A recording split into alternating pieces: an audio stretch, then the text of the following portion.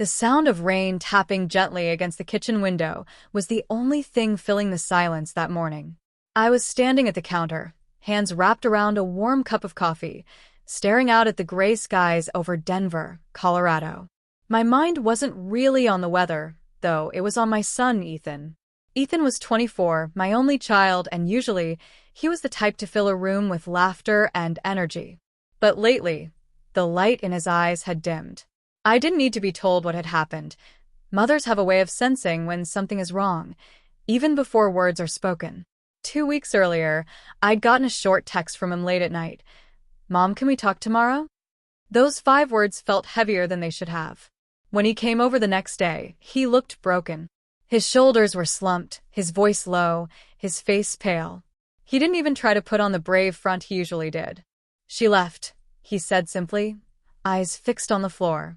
It didn't take a genius to figure out who she was. Megan, his girlfriend of almost 3 years.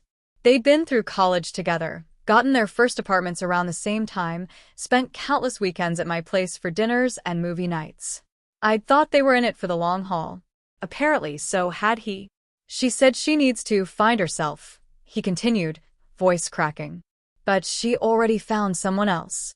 The pain in his voice was like a knife in my chest. As a mother, you spend decades patching up scraped knees and chasing away childhood fears, but this kind of wound was one I couldn't simply kiss and make better. For the next 2 weeks, Ethan drifted through his days like a ghost. He went to work but came home to an empty apartment, spent hours staring at his phone, scrolling through old photos and deleting messages only to recover them again. I knew I had to step in, not to push him, but to help him find his way back. That morning, I made a decision. I texted him, "Come over. I'm making pancakes." He replied with a thumbs-up emoji, which wasn't exactly enthusiasm, but it was something. When he arrived, he looked tired, dark circles under his eyes, unshaven, hoodie pulled up over his head. "I thought pancakes were only for special occasions," he said with the faintest hint of a smile. "They are," I replied, flipping one onto his plate. "And today, the special occasion is that my son is alive, breathing, and sitting at my kitchen table." He smirked but didn't say much, just quietly ate while I talked about nothing in particular. The neighbor's new dog, the funny video my coworker sent me, the time I burned pancakes so badly the smoke alarm went off. I wasn't trying to make him forget Megan. I was trying to remind him there were still things in life that could make him smile. After breakfast, I told him to grab his jacket. "We're going for a drive," I said. "Where?" he asked. "You'll see." We ended up in the mountains, the roads winding between towering pines dusted with snow. I'd packed a thermos of hot chocolate and a couple of sandwiches. We stopped at a lookout point where you could see the whole valley spread out below, a patchwork of forest and frozen lakes. He stood there for a long time, sipping from his cup, just breathing. "It's beautiful," he said quietly. "So are new beginnings," I replied. In the days that followed, I made it my mission to help him heal, not by forcing positivity, but by giving him reasons to look forward to each day. We cooked dinner together, tried new recipes, laughed when we burned garlic bread. We went to a Denver Nuggets game and yelled ourselves hoarse. I dragged him to a local animal shelter just to look, and we ended up leaving with a goofy, golden retriever puppy he named Cooper. One evening, as we sat in my living room, Cooper asleep at his feet, Ethan finally opened up more. "I thought she was my forever," he said. "I built my whole life around her. Now I don't know who I am without her." I put a hand on his shoulder. "Ethan, you're still you. You were someone before Megan, and you'll be someone after. Love doesn't define you. It adds to you. And the people who stay, they're the ones worth building around."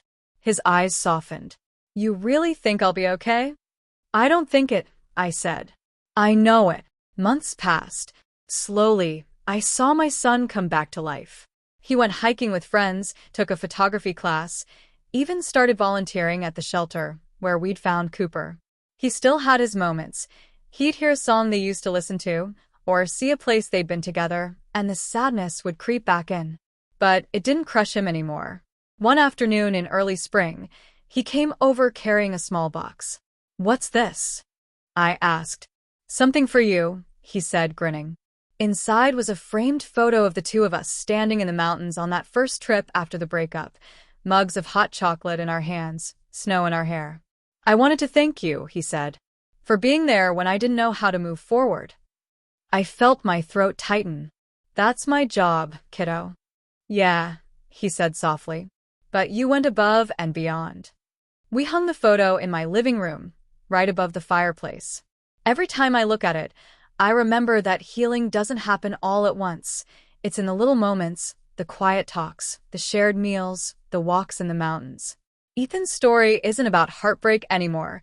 It's about resilience, family, and the love that never wavers.